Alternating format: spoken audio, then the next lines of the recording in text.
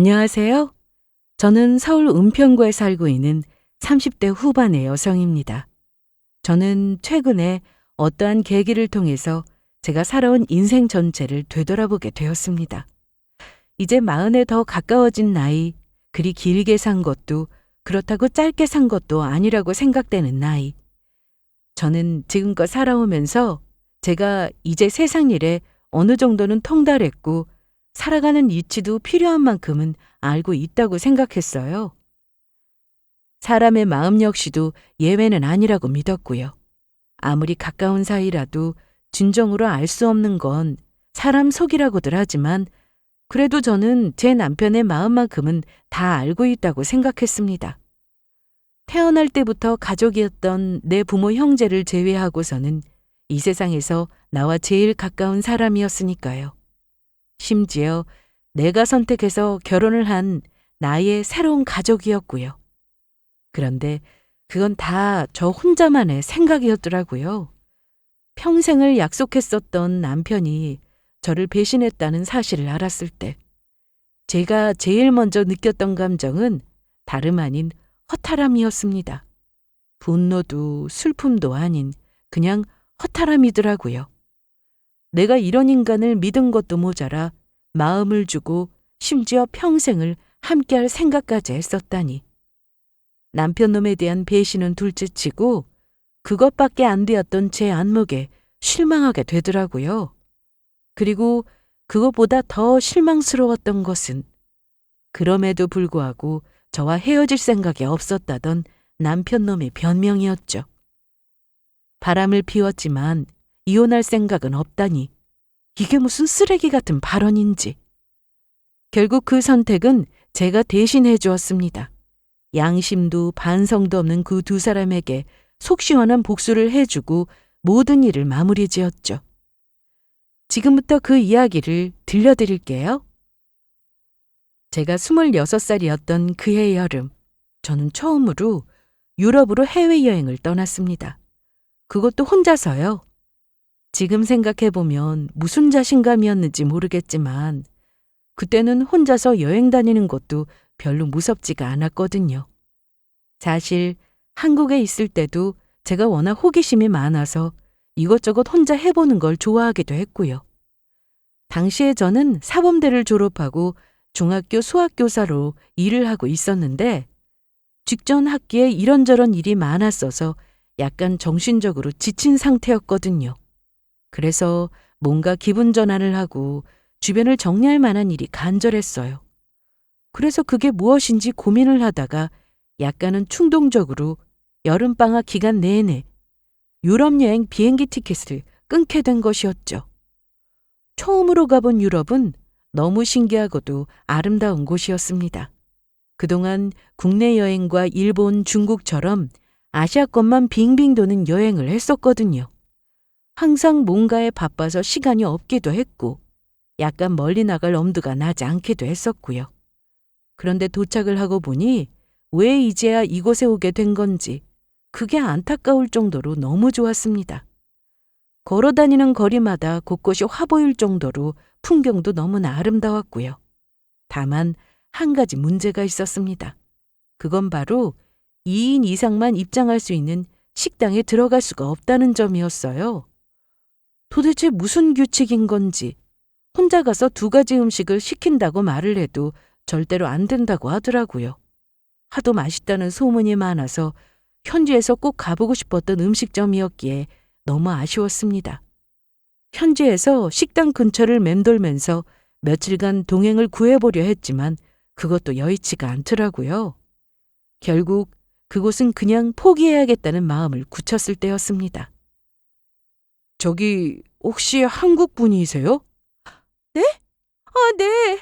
한국 분이세요? 그때 마침 제가 보고 있던 여행 책자를 보고 말을 걸어온 사람이었어요. 퍼뜩 고개를 들고 돌아보니 100m 밖에서 봐도 나 한국 사람이요 라고 적힌 얼굴의 남자가 서 있더라고요. 역시 한국어로 된 책을 보고 계시길래 반가워서 말 걸어봤어요. 혼자 여행 오셨나 봐요? 네. 이 동네에 은근히 한국 사람이 많을 것 같으면서 막상 찾아보면 잘 없던데 저도 반갑네요. 그 당시에 제가 머무르고 있던 곳은 스페인의 한 소도시였습니다. 바르셀로나나 마드리드처럼 대도시를 돌았다면 모를까. 그 시골 작은 마을까지 한국 사람이 있지는 않더라고요. 지금은 어떤지 모르겠지만 당시까지는 그랬어요. 저희는 그 자리에 앉아서 짧은 대화를 나누었습니다. 제 또래로 보이는 그 남자는 저처럼 혼자서 길게 여행을 왔다고 하더라고요. 마침 이직을 하려고 전 직장을 퇴사한 상태였고 한 달 정도 비는 시간이 아까워 여행을 오게 되었다고요. 하긴 저처럼 방학이 있지 않은 이상해야 보통의 직장인이 그렇게 길게 휴가를 쓰기는 쉽지가 않았을 테니까요. 그렇게 이야기를 나누다가 마침 제가 가보고 싶었던 식당 이야기가 나왔고 거기가 그렇게 괜찮냐면서 그럼 같이 가보자는 결론에 도달했죠. 와, 여기 음식 다 맛있는데요? 민주 씨 말대로 안 왔으면 진짜 후회할 뻔했네요. 그렇죠? 왜 사람들이 꼭 가보라고 추천했는지 알 것 같아요. 이거 한국에 돌아가서도 계속 생각날 것 같은데. 그러게요. 다음에 또 와야겠어요. 다음에 또 와야겠다고 하지만 다음에 다시 여기를 오게 될까? 이것 하나를 먹으러 이 작은 소도시까지 그 먼 거리를 날아서? 가능성이 희박한 이야기였죠. 그래서 이 순간을 열심히 즐겨야겠다는 생각이 들었습니다. 저희는 야무지게 와인도 시켜서 나눠 먹고 거기서 커피와 디저트까지 시켜 먹으면서 한참 즐거운 시간을 보냈어요. 아마도 내 인생에서 다시 찾아오지 않을 그 순간을 영원히 새기고 싶다는 생각을 하면서요. 그렇게 우연히 좋은 시간을 보낸 저희는 그 다음 날에도 만나서 같이 관광을 다녔습니다. 어차피 둘 다 자유여행으로 온 것이었고 저는 여행이 막바지라 가고 싶었던 곳을 거의 다 둘러본 상태였거든요. 그래서 아무 데나 가도 별로 상관이 없었어요. 반대로 상대방은 머리를 식힐 겸 휴가를 온 것이라 빡빡한 일정 없이 발길 닿는 대로 돌아다니는 걸 선호했고요. 그렇게 저희 둘의 여행 스타일이 맞아떨어져서 함께 다닐 수가 있었던 것이었죠. 둘 중에 한 사람이라도 반드시 가보고 싶었던 곳이 있거나 정해진 스케줄이 있었다면 아마 힘들었을 테고요. 내일 비행기죠? 이제 진짜 마지막이구나. 시간이 진짜 너무 빠르네요. 네, 제가 먼저 떠나게 됐네요. 여기 너무 좋긴 했는데 이제 슬슬 한국 음식이 생각나기도 해요. 역시 한국 사람은 한국 음식을 먹어야죠. 저도 이제 돌아가서 김치찌개부터 먹어야 할 것 같아요. 한국에 돌아가는 것은 좋았지만 아쉬운 것들은 있었습니다. 그리고 그 중에 하나는 눈앞에 바로 이 사람이었어요. 그냥 어느 순간 그렇게 됐더라고요. 겨우 사흘 같이 붙어 있었다고 정이 들었던 거 있죠? 사실 저랑 너무 잘 맞는다 싶었거든요. 친한 친구나 가족이랑도 여행을 가서 안 맞으면 다투기 일쑤라던데. 이 사람과 저는 여행 스타일도 잘 맞고 성격도 잘 맞았습니다. 마치 아주 오래전부터 알고 지냈었던 단짝 친구처럼요. 비록 스페인을 떠나기 전에 한국 연락처를 교환하기는 했지만 과연 한국에 가서 우리가 다시 연락하게 될지 그리고 연락을 하더라도 만날 수 있을지는 장담할 수 없는 사이였어요. 그렇게 아쉬운 밤이 저물고 다음 날 저는 오전 일찍 한국행 비행기에 올랐습니다. 막상 한국에 도착해서 저는 바쁜 시간들을 보냈어요. 할 일이 많더라고요. 짐 정리도 하고 떠나 있던 사이에 집 우편함에 쌓여있던 밀린 공과금도 내고 또 가족들과 친구들도 만나고요. 정신없이 밀린 일들을 처리하다 보니 어느덧 일주일이 훌쩍 지나 있었습니다.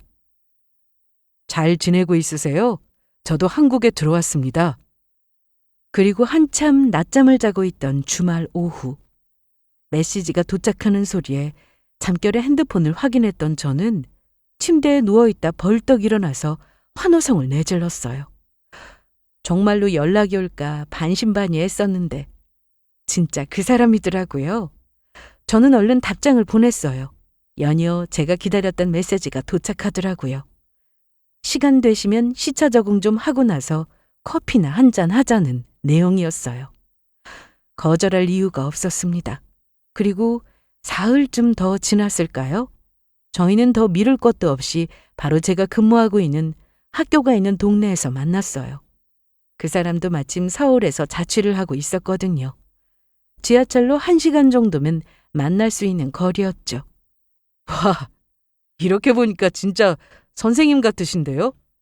퇴근길에 저를 기다리고 있던 그 사람은 저 멀리서 저를 보자마자 뜻밖이라는 얼굴로 말했습니다.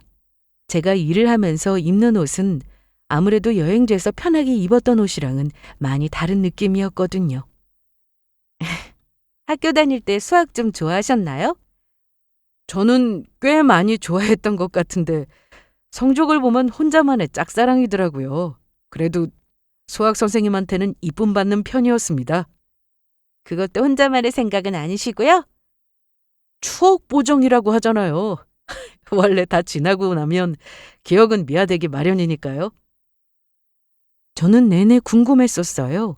여행지가 아닌 한국에서 다시 만나더라도, 그리고 시간이 조금 지나서 만나더라도 우리가 그때처럼 즐거울 수 있을지가요. 그런데 딱 상상했었던 그 모습 그대로더라고요. 여전히 그 사람과 같이 있는 시간이 재미있었습니다. 햇볕에 조금 더 탄 얼굴로 제 옆에서 웃고 있는 모습도 마찬가지로 좋았고요. 그날 저희는 밥도 먹고 차도 마시고 3차로 생맥주집에 가서 함께 술도 한잔했어요. 술이 들어가니까 어쩐지 속마음이 술술 나오더라고요. 보고 싶었다는 말은 제가 먼저 했어요. 그 말이 끝나게 무섭게 자기도 그랬다는 대답이 들려왔고요. 이상하게 민주 씨 떠난 이후에는 혼자서 다니는 여행이 별로 재미가 없더라고요. 진짜요? 네. 그래서 결심했죠. 한국에 돌아가자마자 연락해봐야겠다 하고요. 혹시나 인사치레로 주고받은 연락처였는데 자기가 정말로 연락을 해서 만나자고 하면 거절을 할까봐 걱정했다는 말도 덧붙이면서요. 너무 좋았어요. 살면서 지금까지 받아본 고백 중에 제일 기억에 남을 정도로요. 그렇게 저희는 연애를 시작했습니다. 그리고 딱 2년 동안 열심히 연애한 끝에 결혼까지 하게 되었고요. 그때 제 나이가 겨우 28이었죠. 결혼을 하기에는 많이 이르다 싶은 나이이기는 했습니다. 이 사람을 만나기 전까지는 대충 30대 중반쯤에나 결혼을 하게 되지 않을까 하는 생각을 해왔었거든요. 하지만 정말 좋은 사람을 만나고 나니 나이 같은 건 아무래도 상관이 없더라고요. 그 사람과의 결혼은 저에게는 연애의 연장선이었습니다. 연애를 하는 내내 한 번도 행복하지 않았던 순간이 없었고 결혼을 하고 나서도 그건 마찬가지였거든요. 여보, 우리 오늘 분리수거하는 날이지? 내가 하고 올게. 당신은 TV 보고 있어. 아니야, 오늘 버릴 거 많아서 당신 혼자서 못 가. 혼자 못 가면 2번 다녀오면 되지 뭐가 문제야? 누워있어. 참, 나간 김에 당신 좋아하는 아이스크림 사다 줄까? 아니면 커피? 그럼 나 요 앞에 카페에서 파는 초코 케이크 먹고 싶다. 꾸덕한 걸로. 커피는 아이스 아메리카노? 주문 접수했습니다. 15분만 기다려 주십시오, 주인님. 남편은 저를 정말 살뜰히도 잘 챙겼습니다. 사람이 다른 누군가를 좋아한다는 사실은 숨기려 해도 절대로 숨겨지지가 않는 일이더라고요. 저희 남편은 그 마음을 매일매일 단 한 번도 빠짐없이 저에게 표현해 줬어요. 남들은 우스갯소리로 손에 물 한 방울 묻히지 않게 해준다는 맹세를 한다던데 그 사람은 제가 힘든 일을 직접 하는 걸 두고 보지 못하는 성격이었죠. 조금이라도 무거운 물건을 들려고 하면 저 멀리 있다가도 냉큼 뛰어와서 제 손에 있는 걸 가져가는 사람이었어요. 쓰레기를 버리거나 분리수거를 하거나 화장실 청소를 하는 것처럼 힘들고 귀찮은 일이 있으면 자기가 먼저 나섰고요. 무엇보다 손이 가는 부분이 없는 사람이었습니다. 시키지 않아도 알아서 옷 정리를 하고 화장실에 휴지가 떨어지면 창고에 있는 새 휴지를 가져다가 채워 넣었어요. 저는 이게 당연한 거라고 생각했는데 어쩌다 결혼을 한 친구와 이런 주제로 이야기가 나왔을 때 그게 아니라는 걸 처음 알았죠. 이야, 시킨 게 아닌데도 혼자 알아서 그런 걸 다 하는 남자가 있다고? 그게 실존하는 생명체였어? 휴지가 떨어지면 바꿔놓는 게 당연한 거 아니야? 안 채워두면 다른 사람은 어떻게 쓰라고? 다음 사람은 다음 사람이 알아서 넣겠지. 그게 내 남편 마인드더라. 그 다음 사람이 한 집에서 같이 살고 있는 나였고. 야, 내 남편도 똑같아. 내가 시키지를 않으면 뭐 하나 제대로 알아서 하는 게 없다니까. 언제 한 번은 거실 한복판에 떨어진 휴지가 있었거든? 거실에 매일 앉아서 TV를 보면서도 그거 한 번을 안 줍더라. 기가 막혀서 내가 저걸 언제까지 안 줍나 두고 보고 있었단 말이야. 그랬더니 그게 한 달을 가더라고. 세상에, 정말이야? 농담 아니고? 농담이었으면 얼마나 좋았을까. 그거 결국 한 달을 넘게 버티다가 집에 손님 온다고 해서 어쩔 수 없이 내가 치웠잖아. 내가 안 치웠으면 아마 아직도 그 자리에 그대로 있었을걸? 친구들이 들려주는 사연들은 진짜 할 말을 잃게 만들더라고요. 처음에는 같은 집에 살면서 어떻게 그럴 수가 있지? 싶었는데 알고 보니 그런 사람들이 한둘이 아니더라고요. 인터넷을 조금만 찾아보면 집안일도 할 줄 모르고 위생 개념도 없고 할 줄 아는 거라고는 그저 하루 종일 집을 어지르기만 하는 게 전부인 배우자들을 토로하는 글이 줄을 잇고 있었습니다. 그런 사람과 한 집에서 영원히 살 생각을 하니 상상만으로도 지옥이 따로 없겠구나 싶더라고요. 제 파트너가 그런 사람이 아니라는 게 정말 다행스러운 일이 아닐 수가 없었죠. 게다가 그 사람이 하는 건 집안일뿐만이 아니었습니다. 남자치고는 공감 능력도 좋고 눈치도 꽤나 빠른 편이라 저를 세심하게 잘 살필 줄을 알았거든요. 꼭 남편으로서만이 아니라 인간 대 인간으로 같이 사는 룸메이트라고 쳐도 아쉬울 부분이 거의 없을 정도로 남편은 괜찮은 파트너였습니다. 저희는 주말에는 경기도 쪽이나 서해바다 쪽으로 드라이브를 가기도 했고 맛집을 찾아다니기도 했어요. 힘들고 피곤한 와중에도 이른 아침이나 퇴근 후의 시간을 이용해서 같이 러닝을 하거나 스쿼시를 치러 다니기도 했고요. 친구들이 언젠가 저희 부부를 보고 너희는 아직도 신혼부부나 아니면 연애하는 커플 같다고 말을 한 적도 있었습니다. 30대 중반, 어느덧 결혼을 한 지도 벌써 7년째를 지나고 있었으니 이제는 신혼이라고 말을 할 수도 없는 시기였는데 말이에요. 저희 주변에는 아직도 결혼을 하지 않은 친구들이 꽤 많은 편이었습니다. 그 친구들에 비하면 저희는 젊은 나이에 일찍 결혼을 하기도 했고 남편이 워낙 다정한 성격인데다 연애할 때처럼 여전히 저희는 서로를 좋아하고 있었거든요. 그건 눈빛만 봐도 알 수가 있었죠. 아직도 저희는 출근하기 전에 꼭 사랑한다고 안아주는 걸 잊지 않았고 아무리 바쁘고 피곤해도 일주일에 적어도 한 번은 꼭 아주 잠깐씩이라도 시간을 내서 데이트를 다녀왔어요. 부부로 같이 산 지도 벌써 몇 년이나 지났지만 아직도 서로가 서로를 배려하는 게 당연하다고 생각했고요. 저는 이렇게 사는 지금의 우리가 참 좋았습니다. 앞으로도 영영 지금 이 모습 그대로 살고 싶다고 생각했죠.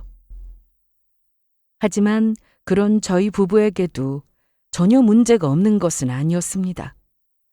다만 저희 둘 사이의 관계에 대한 문제는 아니었어요. 오히려 전혀 다른 종류의 문제였죠. 그건 바로 이세에 대한 것이었습니다. 여보, 괜찮아? 아직도 속이 안 좋아? 왜 이렇게 속이 계속 뒤집어지지? 아랫배도 콕콕 아프고. 이번에는 부작용이 너무 심한 거 아니야? 병원에 다시 가볼까? 아니야. 지금 병원에 가면 사람도 많을 텐데 거기서 기다리는 게 더 힘들 것 같아. 나 일단 좀 누워서 쉬어야겠어. 저희는 시험관 시술을 하고 있었어요.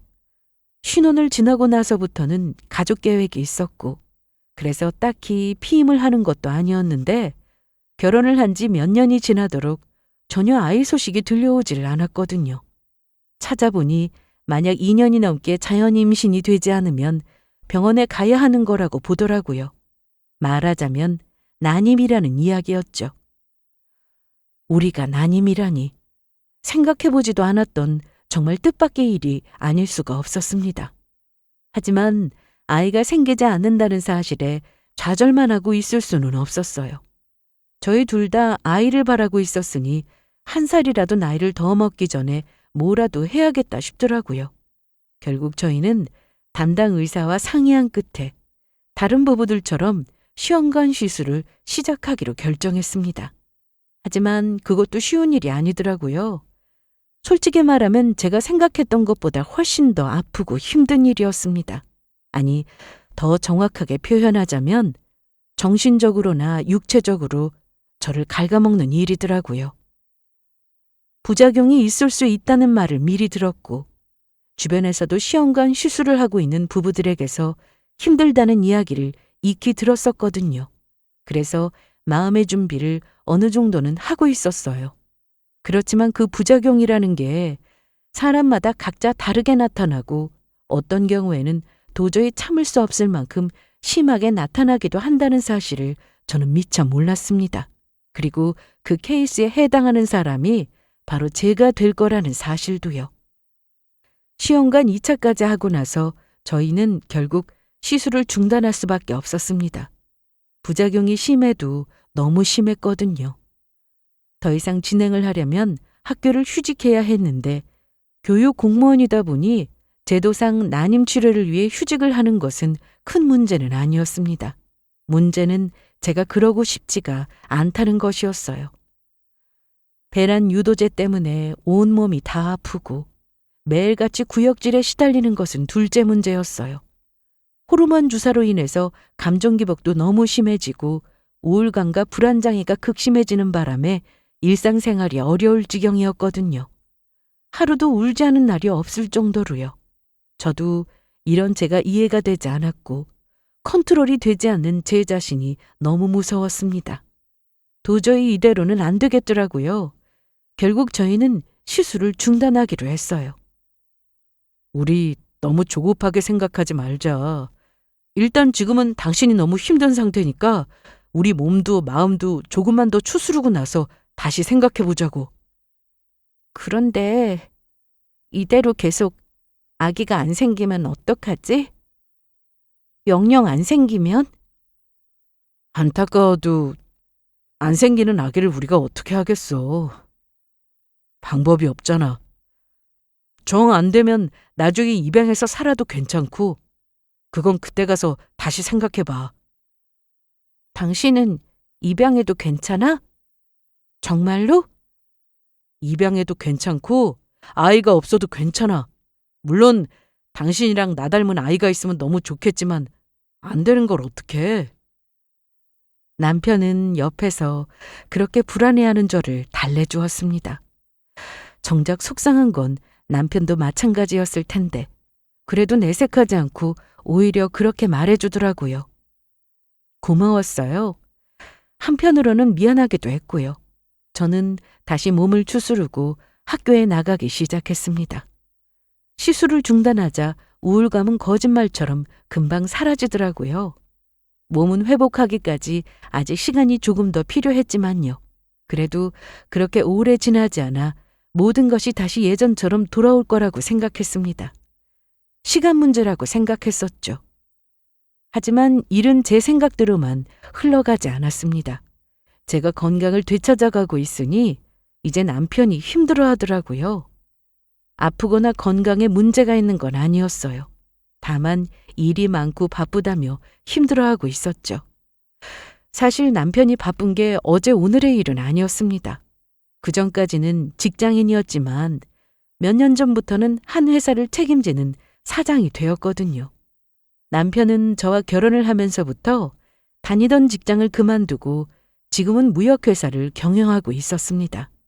원래 다른 사람 밑에서 일을 하는 직원보다 사장이 훨씬 더 바쁜 법이라고 하잖아요.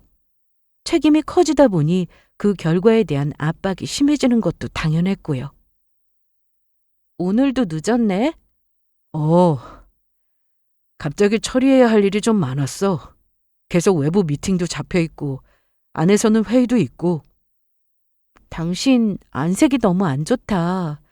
주말에 우리 놀러 가기로 했던 일정은 그냥 취소하자. 집에서 잠 좀 푹 자는 게 좋겠는데? 아니야, 일정은 취소하는데 나 주말에도 회사 나가봐야 할 것 같아. 다음 주에 거래처 만나기 전에 미리 정리해야 할 일이 있어서. 주말에 또?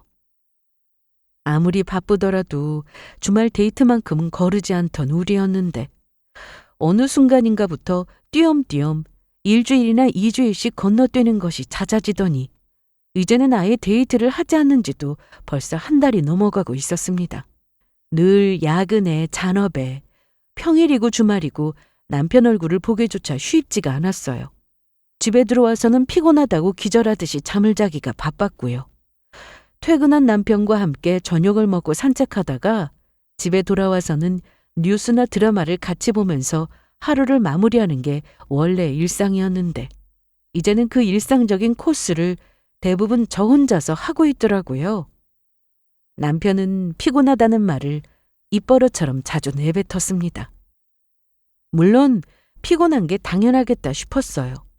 실제로도 안색이 좋지 않았고요. 건강검진이라도 한번 해봐야 하는 거 아니야? 당신 너무 무리하는데 요즘? 됐어. 바빠서 그런 건데 무슨 건강검진까지 해. 아니, 계속 피곤하다면서. 혹시라도 바쁜 거 말고 다른 문제일 수도 있잖아.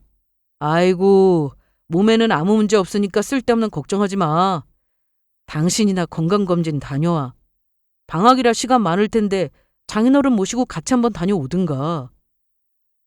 남편은 건강검진을 해보라는 제 말에 괜히 쓸데없는데 신경 쓰지 말라면서 단칼에 거절을 하더라고요. 건강검진 하러 갈 시간이 있으면 차라리 잠이나 한숨 더 자겠다고 하면서요. 그 말도 일리가 있기는 하다 싶었습니다. 하는 수 없이 저는 검진 대신 수소문해서 약을 잘 짓는다는 한의원에 가서 남편의 한약을 지어왔어요.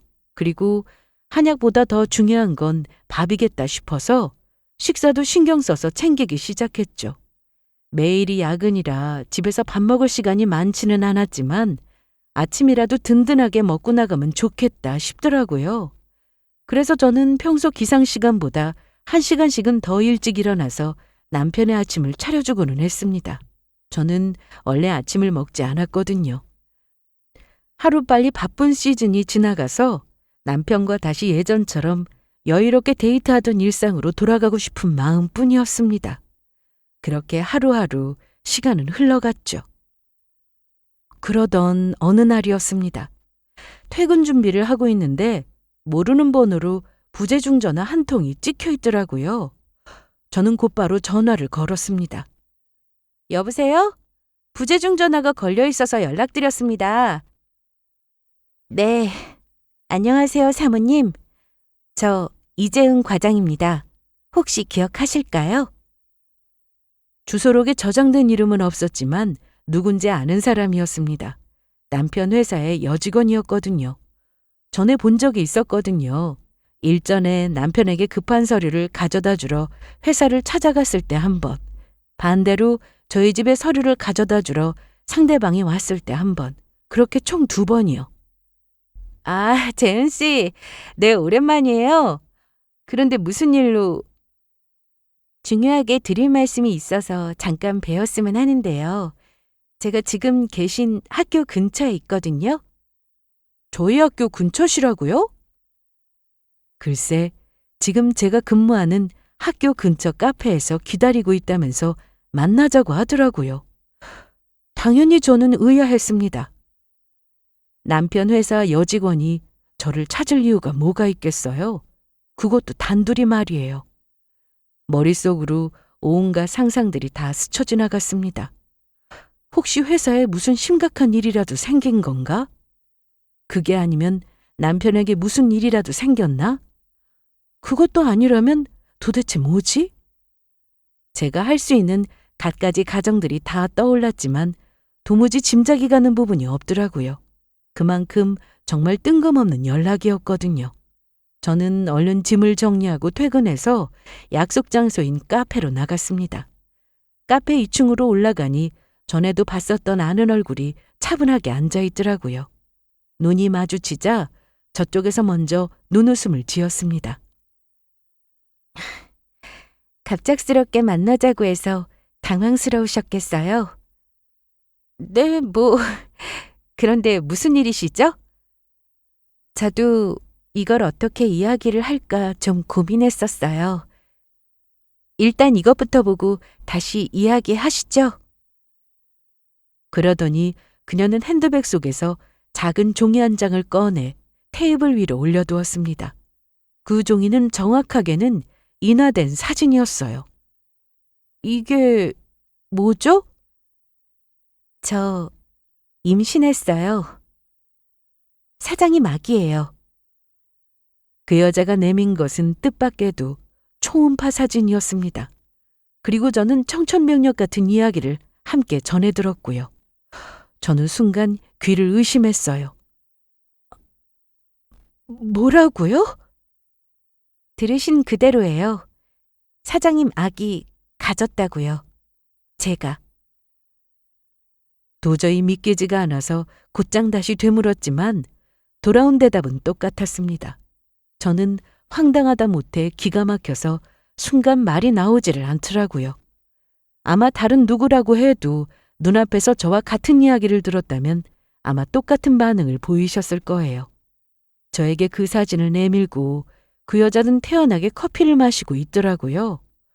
제 표정을 즐기기라도 하는 것처럼 한쪽 눈만 들어 살피면서요. 저는 그제야 피가 거꾸로 솟는다는 말이 무엇인지를 실감할 수가 있었습니다. 정말로 그 순간 온몸에 있는 피가 거꾸로 흐르는 것만 같은 느낌이 들었거든요. 원래도 저혈압이 심했던 저라서 그 말을 듣고 있는데 갑자기 눈앞이 핑 돈다 싶더라고요. 그렇게 한 10여 초 정도를 저는 한 손으로 눈 위를 덮으면서 가만히 있었습니다. 어지럼증이 조금 잦아지고 나자 눈앞이 제대로 보이기 시작했습니다. 그 짧은 시간 동안 제 머릿속에서는 와장창하고 유리가 부서지는 소음이 들리는 듯한 환청이 들렸습니다. 그건 그동안 제가 마음속에 품고 있던 남편에 대한 사랑과 믿음이었어요. 그 모든 마음과 우리의 시간들이 산산조각 나고 있는 소리였죠. 안 믿기시면 사장님한테 전화해서 물어보셔도 돼요. 아니, 그건 이따 내가 알아서 할 거고. 저는 그 여자의 말을 잘랐습니다. 그래서 목적이 뭐예요? 네? 굳이 만나자고 해서 나한테 이 이야기를 하는 이유가 뭐냐고요? 아, 이유. 그 여직원, 아니 남편의 상간녀는 저에게 웃으면서 입을 열었습니다. 깔끔하게 이혼해 주세요. 이혼? 사장님이 아기 너무 좋아하고 원했던 거 아시잖아요. 사모님이랑은 별짓을 다 해도 안 생긴다던데 그렇게 원하던 자식이 생겼는데 이 마당에 더 붙들고 있는 것도 욕심이잖아요? 도대체 어디서 적반하장인지 저더러 욕심이라더라고요. 저는 그 단어에 기가 막혔고요. 사모님이 시험관도 못하겠다고 했다면서요. 그럼 끝이죠 뭐. 더 한다고 해도 아기가 생긴다는 보장도 없긴 하지만 그래서 그 인간이 아기 생겼다고 기뻐하던가요? 당장 이혼이라도 하고 와야겠다던? 이거 둘이서 합의된 이야기예요? 네. 사장님도 이혼하고 싶은 마음은 굴뚝 같은데 어떻게 말을 꺼내야 할지 몰라서 고민하고 있더라고요. 아시잖아요. 사장님이 워낙에 착하고 마음도 여린 거. 미안해서 말을 못하겠다고 하더라고요. 저는 초음파 사진을 내려다보면서 헛웃음을 지었습니다. 그렇게 착하고 마음도 여리다는 인간이 와이프 놔두고 다른 여자랑 바람을 왜 피웠을까? 심지어 그 상간녀와 혼외자까지 만들고 거기다 뒤로는 상간녀에게 저에 대해서 별의별 이야기까지 다 했더라고요. 제 앞에서는 아이가 없어도 된다고 입양도 괜찮다던 인간이 밖에서는 저에게만 문제가 있는 것처럼 떠들고 다닌 건 시작에 불과했어요.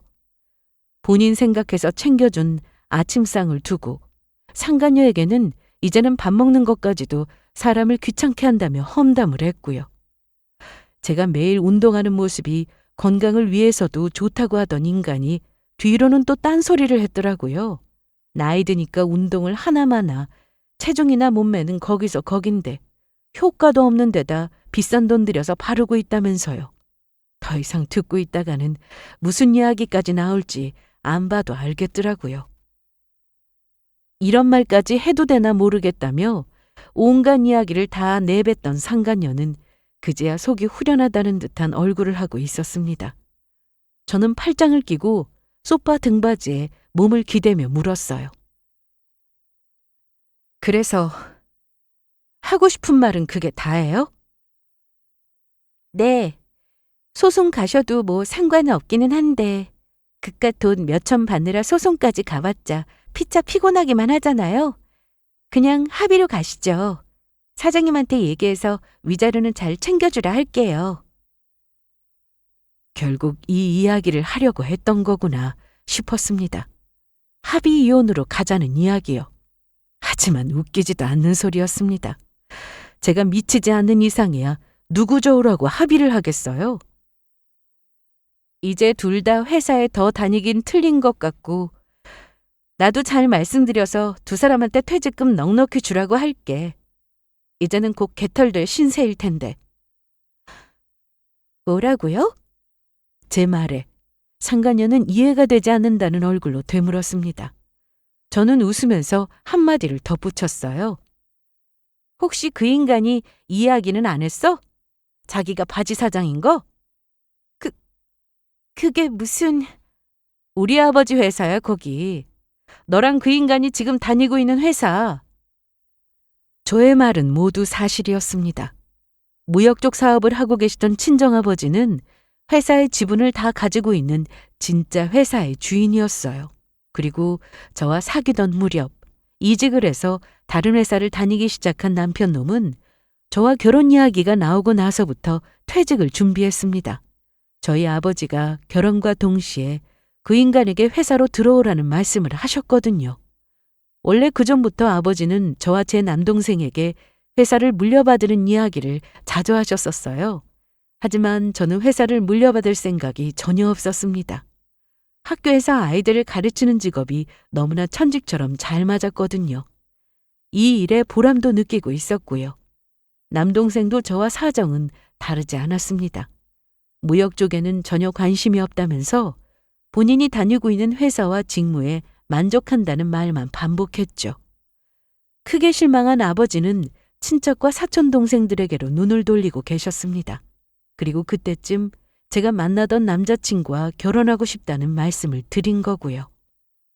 첫인사를 드리러 갔던 날, 아버지는 남편놈에게 회사로 들어와 일을 할 의향이 있는지를 물어보셨어요. 일을 배우고 나면 회사를 물려주겠다는 말씀도 하셨고요. 그때 남편놈이 어떤 표정을 지었었는지가 아직도 생생하네요. 거의 로또라도 맞은 듯한 얼굴이었거든요.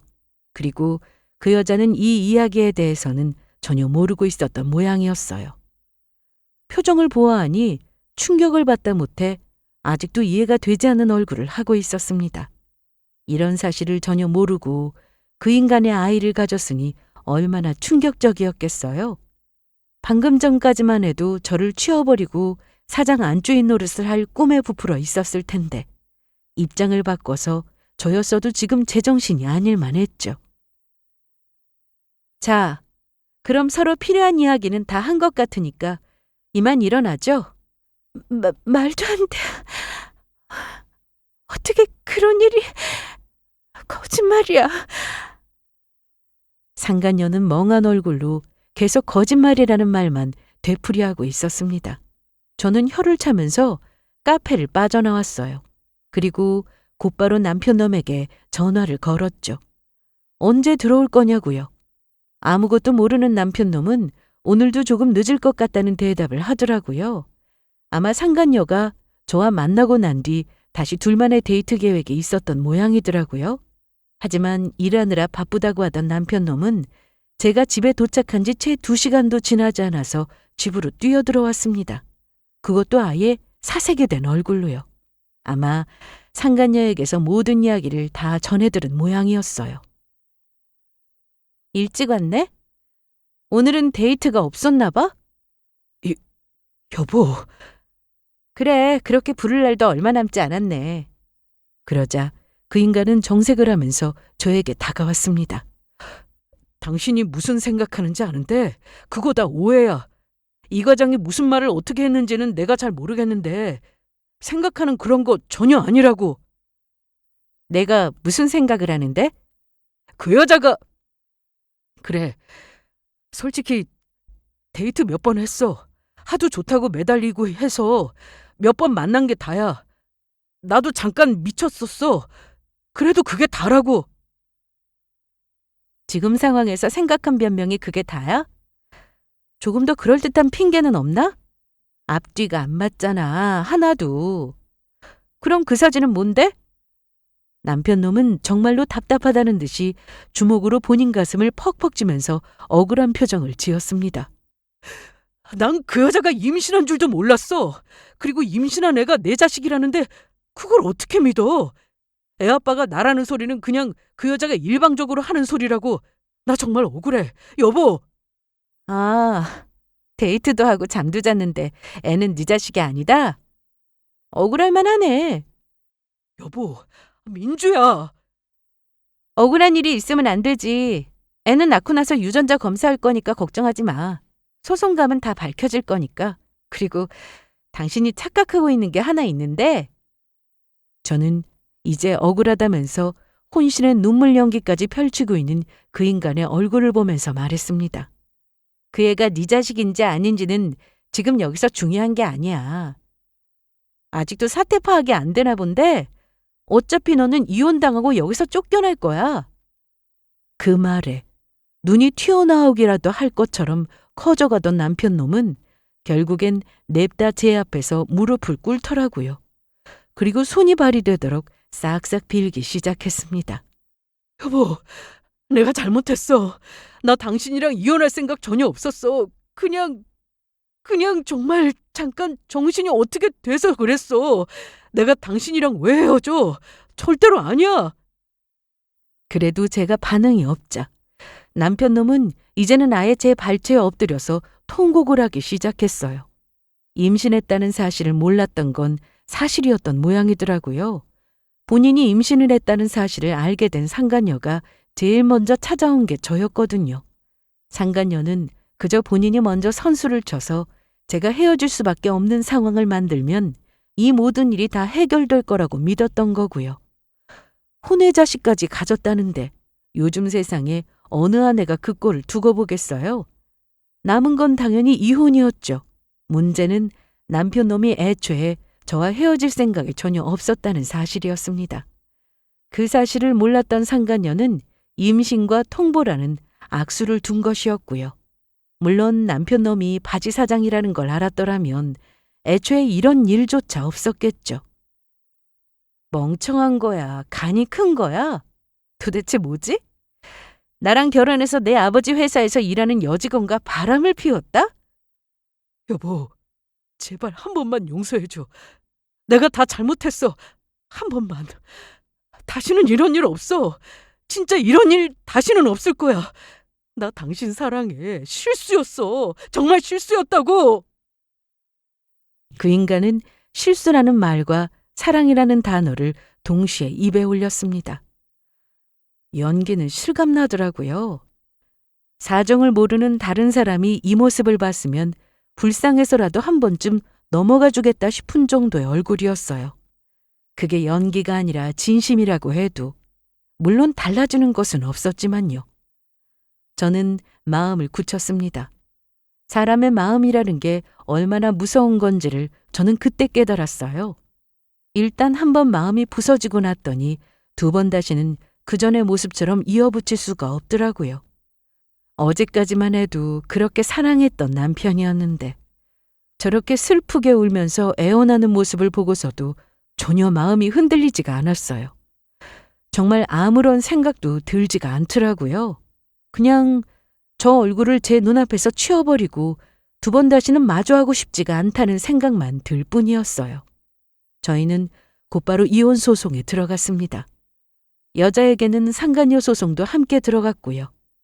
이 모든 사실을 알게 된 아버지는 당장이라도 남편놈을 찢어 죽일 것처럼 노발대발하셨어요. 끝끝내 제 마음을 돌리지 못한 남편놈은 최후의 수단으로 아버지에게 매달렸지만 그건 잘못된 선택이었습니다. 아버지는 저보다 더 남편을 잡아먹지 못해 안달이셨거든요. 오히려 제가 아버지를 진정시켜야 할 정도로요. 소송과 동시에 그 두 사람은 모두 회사에서 내쫓기게 되었습니다. 주변뿐만 아니라 업계에까지 온갖 소문이 다 퍼지게 된 것은 덤이었고요. 나중에 실시한 유전자 감식 결과 아기는 남편놈의 아이가 맞았습니다. 하지만 둘 사이의 관계도 이미 돌이킬 수 없는 파탄에 이르렀어요. 애초에 한쪽은 돈을 보고 덤벼든 관계였고 다른 한쪽은 본인 말에 의하면 잠깐의 일탈에 불과했습니다. 길게 이어질 수가 없는 사이였죠. 전해 들은 이야기에 따르면 그 두 인간들도 결국에는 헤어지게 되었다고 하더라고요. 남편놈은 양육비를 붙이면서 지금은 어디 외국으로 나가 일을 하고 있다고 들었는데 그 후로는 소식이 끊겼고요. 저도 더 궁금하지도 않았기 때문에 알아보지도 않았죠. 둘 다 직장에서 잘리고 개털인 신세가 되었으니 이쯤 하면 통쾌한 복수였을까요? 하지만 그 어떤 복수보다도 제가 남은 인생을 이혼하기 전보다도 더 잘 사는 게 진정한 복수라는 생각이 들었습니다. 앞으로는 그걸 제 인생의 목표로 삼아서 살아갈 생각이고요. 이혼 소송을 하고 있던 당시에는 문득 그런 생각이 들더라고요. 우리 사이에 아이가 생겼었더라면 지금과는 상황이 달라졌을까 하는 생각이었죠. 하지만 저는 곧 아니라는 결론을 내렸습니다. 원인이 뭐가 되었건 결과는 결국 같았을 거라고요. 아이가 생기지 않은 것은 누구의 잘못도 아니었지만 다른 여자와 바람을 피웠던 사실만큼은 달라지지 않았을 테니까요. 어쩌면 오히려 아이가 생기지 않은 것이 하늘이 도운 일이 아닌가 하는 생각이 들었습니다. 지금보다 시간이 더 지나면 아마 지금의 이 미움조차도 다 지난 일이 되어버리겠죠? 얼른 그 시간이 왔으면 좋겠다 싶어요. 아마도 시간이 약이라는 말이 맞는 말이겠죠? 여기까지 들어주셔서 감사합니다.